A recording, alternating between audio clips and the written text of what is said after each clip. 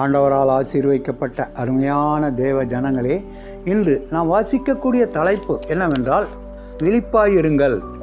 மனுஷகுமாரனுக்கு முன்பாக நிற்க பாத்திரவான்களாக எண்ணப்படுவதற்கு எப்பொழுதும் ஜெபம் பண்ணி விழித்திருங்கள்.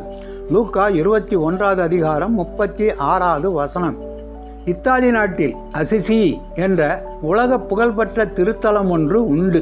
இந்த நகரில் பிரான்சிஸ் என்ற ஒரு துறவி வாழ்ந்து வந்தார். புகழ்பெற்ற நல்லவர்களில் இவரும் ஒருவராவார்.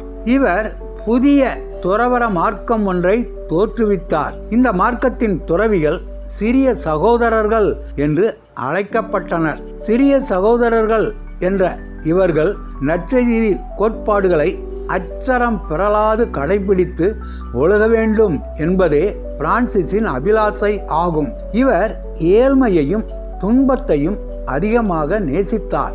இறைவனின் படைப்புகள் அனைத்தையும் தன் உடன்பிறப்புகளாக பாவித்து அன்பு செய்தார். தாழ்மையின் காரணமாக துறவரத்தில் குருபட்டம் பெறாமல் மரணமடையும் வரை திரு தொண்டராகவே வாழ்ந்து வந்தார்.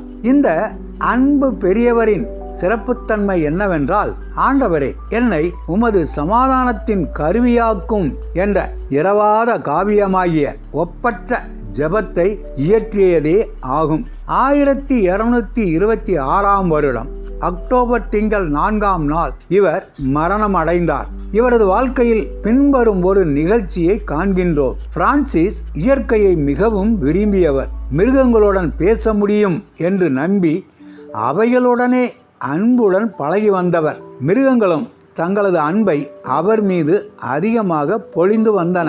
அவைகளின் அன்பு மொழியை அறிந்து செயல்பட்டவர் ஆவார். ஒரு நாள் மலர் தோட்டத்தில் தோட்ட வேலை செய்து கொண்டிருந்த போது ஒரு சகோதரர் இவரை பார்த்து, ஐயா, இன்று கதிரவன் மறைவதற்குள் நீர் மரிக்க வேண்டியது வந்தால் என்ன செய்வீர் என்று கேட்டார். அதற்கு பிரான்சிஸ் எந்தவித தயக்கமும் இன்றி உடனடியாக, நான் இந்த மலர் தோட்ட பணியை நிறைவு செய்வேன் என்றார். கிறிஸ்துவின் மேல் நம்பிக்கையுடைய நாம் யாவரும் அவரது வருகைக்காக காத்திருக்கிறோம்.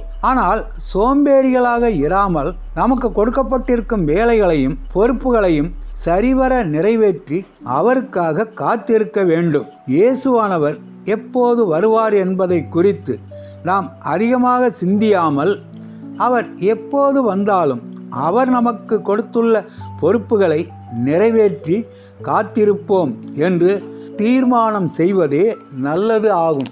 ஆண்டவர் தாமே நம் அனைவரையும் ஆசீர்வதிப்பாராக. ஆமேன்.